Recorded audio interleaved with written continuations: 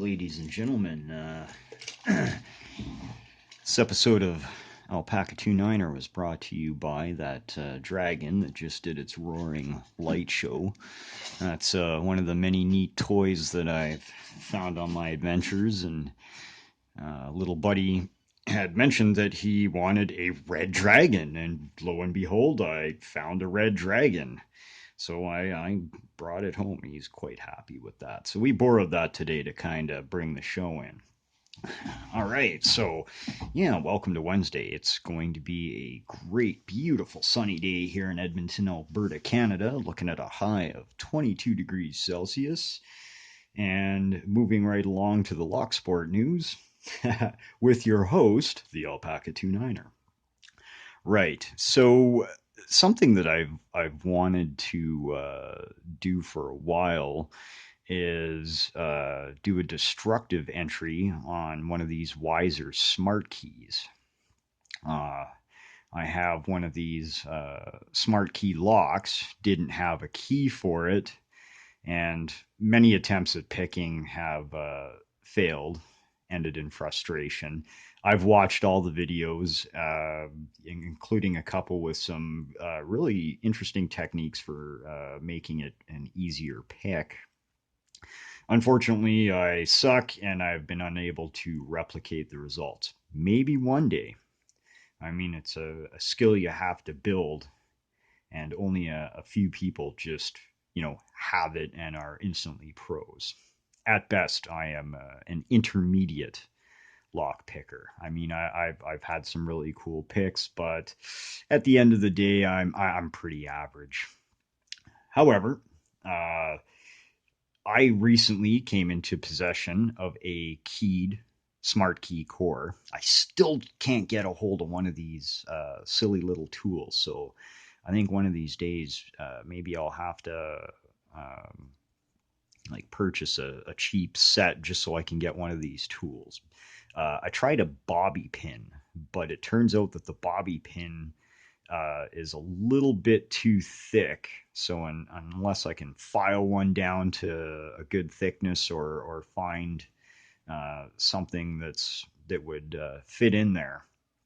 I tried using a lock pick if the tip had broken off too, but unfortunately the lock pick is like a tapered shape, and I can only get about a quarter inch of the damn thing in before it jams. So that's a problem that we can solve, no problem. It's just not going to happen today. So yeah, I got this keyed core, and one of the real tragedies behind this design is I actually kind of like the design. I it's got a sidebar function. It's got a function that you can turn the key 90 degrees and insert the tool and poof, rekey this lock, and it's actually fairly easy to do so. So like from the standpoint of like appreciating the design, I'm totally there. It's actually a pretty interesting, neat design. The problem with these is that if you look up close, um, you could probably tell right away that this is not made out of the best materials on the planet. Excuse me there, I had a coffee burp just struggling to make its way out. Um, so yeah, and it's just such a shame that an interesting, neat design like this is ruined by the use of pretty substandard materials. And yeah, last night I didn't bother videotaping the actual drilling of the lock. There was no point. However, I did kind of pay attention to how much time it was taking me. And in under 2 minutes, I was able to, and hold on, I'll put the two locks up for a side-by-side comparison here. I'll pull that key out. Now, The first place I attacked was this little channel right here because it actually kind of provided a really good seat and probably a really good guide for the drill as it travels through the core there. And I was able to drill this in about a minute, including taking a couple of breaks to squirt a little bit more oil in there. And next, I drilled out a little bit above the sidebar just to kind of release that little ball bearing there. And then I drilled a little bit in the actual keyway just so I could take away some of the milling so I could fit my screwdriver in there to turn the core. And as you can see, this core is completely blown. The sidebar's out. That one drilling through the core, which was fairly easy, and I didn't use an expensive fancy drill bit. It was just, it was a 1/8 inch titanium carbide, titanium carbide. I don't know, titanium something, and a regular high speed steel bit from like a $10 kit from Home Hardware type of thing. So, not the cheapest drill bit in the world, but certainly not the most high end. And yeah, so when I pulled this core out of the smart lock, and actually I'll go into that in a minute. So yeah, once we were able to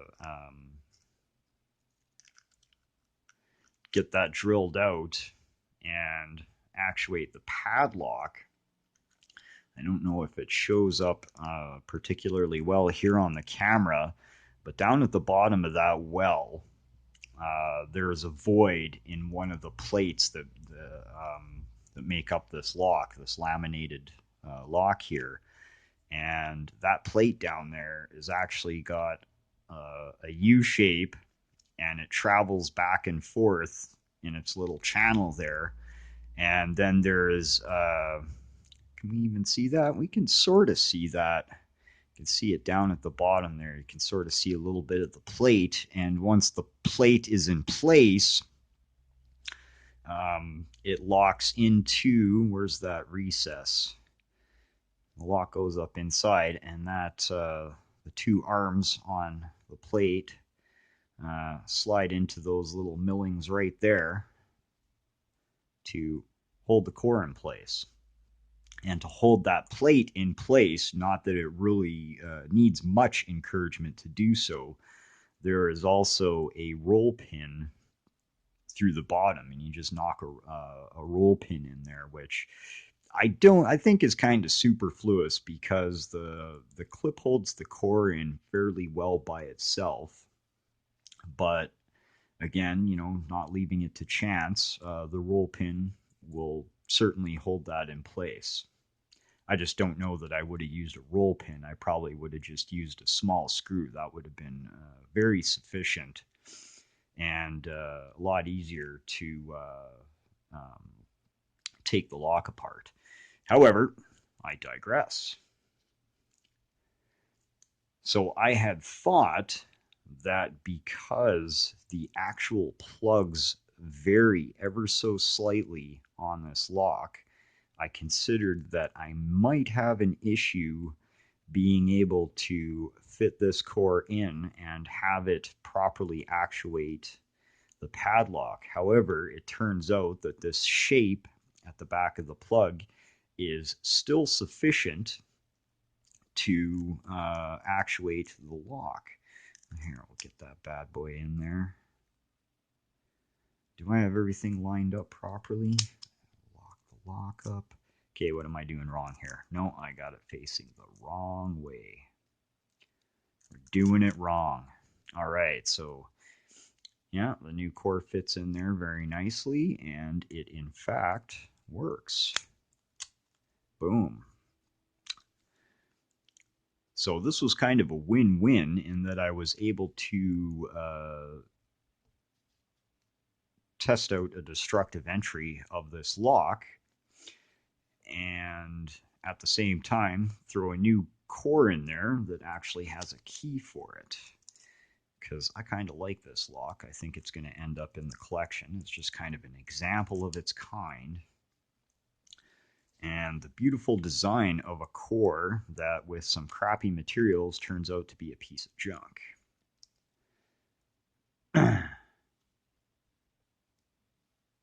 So, and just a kind of as an added bonus, we're gonna see if I can pry this bugger open here, and we'll see how much damage we done. Is that ball bearing gonna pop out? No.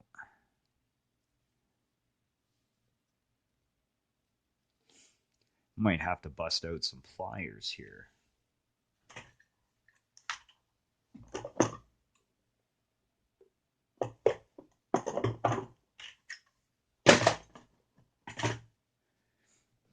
All right. I don't know where the pliers are at right now. All we got is wire cutters. So I'll actually see if I can lever this open with the wire cutters ever so carefully. Yeah, that's sort of working. It's coming out. It's not coming easy though.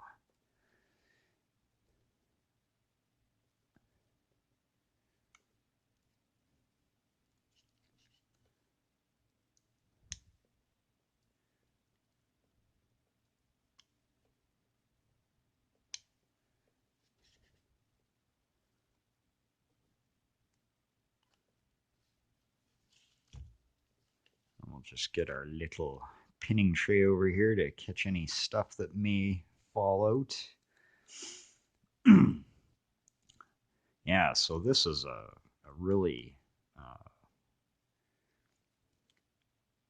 crappy casting. Really yucky pot metal. Drills easily. And that one drill attack made one heck of a mess in here.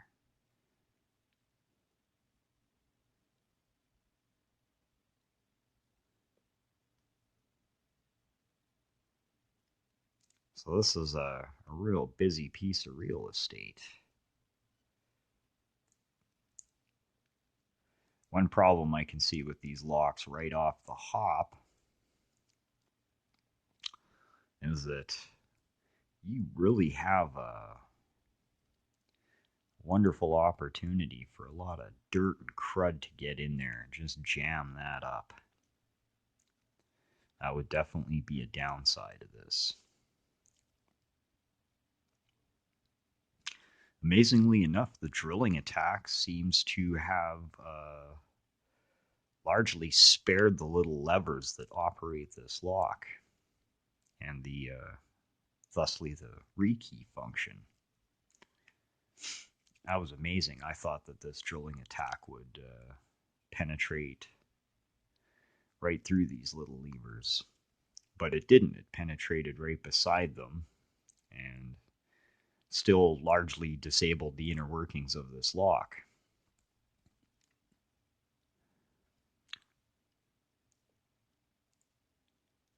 And I'm not really too nuts about the part where they used a bunch of plastic in here.